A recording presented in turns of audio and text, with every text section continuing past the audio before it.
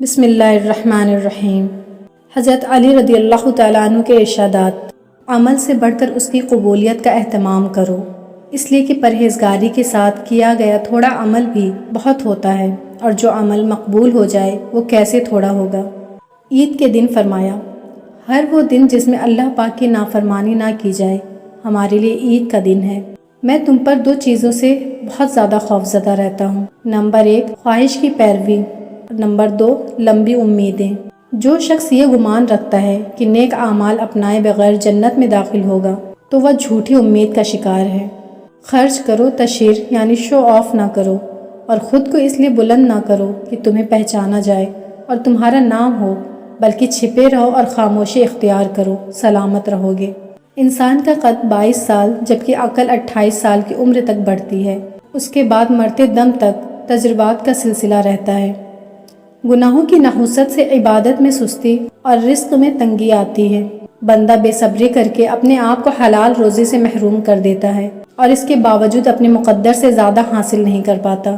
جس تکلیف کے بعد جنت ملنے والی ہو وہ تکلیف نہیں، اور جس راحت کا انجام دوزخ پر ہو وہ راحت نہیں۔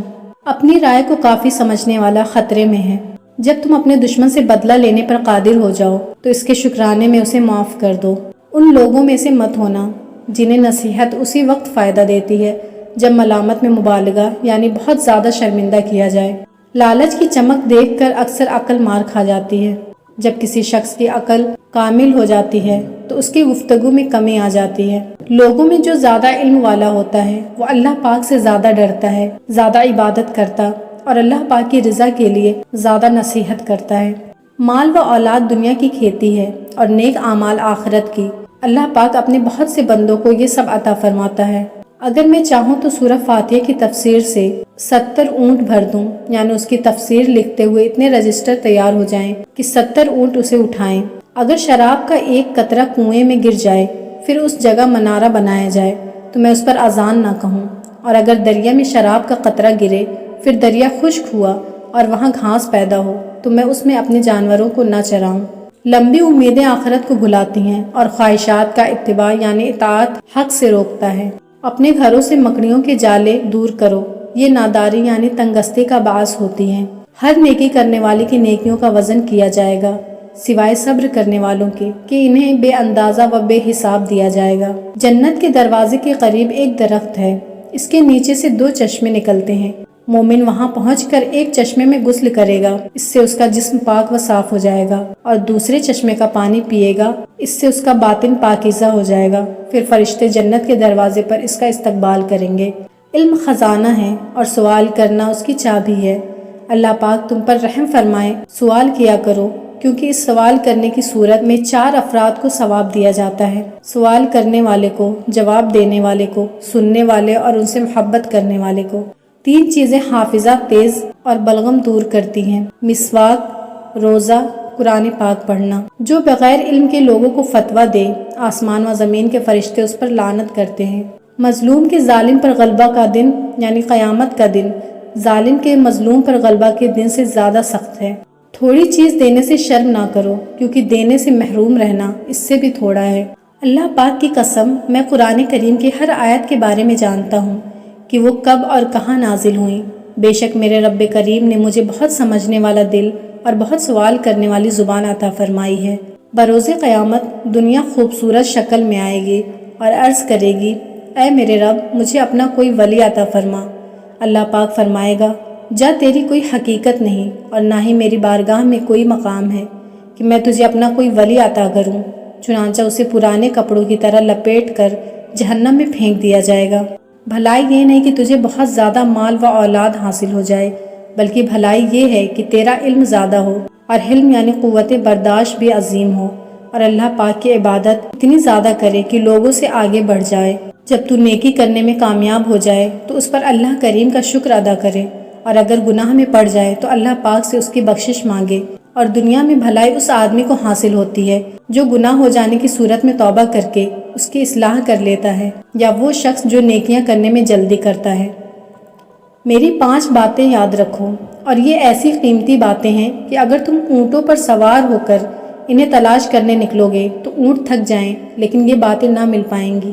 نمبر 1، بندہ صرف اپنے رب کریم سے امید رکھے۔ نمبر 2، اپنے گناہوں کی وجہ سے ڈرتا رہے۔ نمبر 3، جاہل علم کے بارے میں سوال کرنے سے نہ شرمائے۔ نمبر 4، اور اگر عالم کو کسی مسئلے کا علم نہ ہو تو ہرگز نہ بتائے اور لا علمی کا اظہار اور صاف انکار کرتے ہوئے اللہ پاک سب سے زیادہ علم والا ہے کہنے سے نہ گھبرائے۔ نمبر 5، ایمان میں صبر کی وہ حیثیت ہے جیسے جسم میں سر کی، اس کا ایمان کامل نہیں جو بے صبری کا مظاہرہ کرتا ہے۔ اللہ پاک کے گمنام بندوں کے لیے خوشخبری ہے، وہ بندے جو خود تو لوگوں کو جانتے ہیں لیکن لوگ انہیں نہیں پہچانتے۔ اللہ کریم نے جنت پر مقرر فرشتے حضرت رضوان علیہ السلام کو ان کی پہچان کرا دی ہے۔ یہی لوگ ہدایت کی روشن چراغ ہیں اور اللہ پاک نے تمام تاریک فتنے ان پر ظاہر فرما دیے ہیں۔ اللہ پاک انہیں اپنی رحمت سے جنت میں داخل فرمائے گا۔ یہ نہ شہرت چاہتے ہیں، نہ ظلم کرتے ہیں اور نہ ہی ریاکاری میں پڑتے ہیں۔ کامل فقیہ وہ ہے جو لوگوں کو رحمت الہی سے مایوس نہ کرے، اللہ پاک کے عذاب سے بے خوف نہ ہونے دے، اس کی نافرمانی کی رخصت نہ دے اور قرآن کریم کو چھوڑ کر کسی اور چیز میں رغبت نہ رکھے۔ اے لوگوں، علم کے سر چشمے، رات کے چراغ یعنی راتوں کو جاگ کر عبادت الہی کرنے والے، پرانے لباس اور پاکیزہ دل والے بن جاؤ۔ اس کی وجہ سے آسمانوں میں تمہاری شہرت ہوگی اور زمین میں تمہارا ذکر بلند ہوگا۔ علم مال سے بہتر ہے، علم تیری حفاظت کرتا ہے جبکہ مال کی تجھے حفاظت کرنی پڑتی ہے۔ علم پھیلانے سے بڑھتا ہے جبکہ مال خرچ کرنے سے گھٹتا ہے۔ عالم سے لوگ محبت کرتے ہیں، عالم علم کی بدولت اپنی زندگی میں اللہ کریم کی فرما برداری کرتا ہے۔ عالم کے مرنے کے بعد بھی اس کا ذکر خیر باقی رہتا ہے جبکہ مال کا فائدہ اس کے ختم ہونے کے ساتھ ہی ختم ہو جاتا ہے، اور یہی معاملہ مالداروں کا ہے کہ دنیا میں مال ختم ہوتے ہی ان کے نام تک مٹ جاتے ہیں۔ اس کے برعکس علماء کا نام رہتی دنیا تک باقی رہتا ہے۔ مالداروں کے نام لینے والے کہیں نظر نہیں آتے جبکہ علماء دین کی عزت اور مقام ہمیشہ لوگوں کے دلوں میں قائم رہتا ہے۔ جب تم کسی چیز کو حاصل کرنا چاہو تو پھر اس میں ایسے لگ جاؤ کہ بس ہر وقت اسے حاصل کرنے کی کوشش کرتے رہو۔ بے شک نعمت کا تعلق شکر کے ساتھ ہے اور شکر کا تعلق نعمتوں کی زیادتی کے ساتھ ہے، یہ دونوں ایک دوسرے کو لازم ہیں۔ بس اللہ پاک کی طرف سے نعمتوں کی زیادتی اس وقت تک نہیں رکتی جب تک کہ بندے کی طرف سے شکر نہ رک جائے۔ میرے نزدیک کوئی اس شخصیت سے بڑھ کر پسندیدہ نہیں جس نے اللہ کریم سے اپنے نیک اعمال نامے کے ساتھ ملاقات کی ہو۔ 3 عادتیں مردوں میں بری مگر عورتوں میں اچھی ہیں۔ نمبر 1، بخل، نمبر 2، خود پسندی اور نمبر 3، بزدلی۔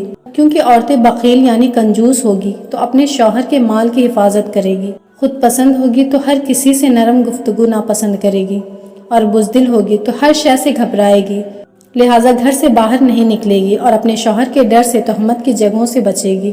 تمہارا سچا دوست وہ ہے جو تمہارا ساتھ دے اور تمہارے فائدے کے لیے خود کو نقصان پہنچائے۔ جب تمہیں گردش زمانہ پہنچے یعنی تمہارے حالات تنگ ہو جائیں تو تمہارا سہارا بنے اور تمہاری حفاظت کے لیے اپنی چادر پھیلا دے۔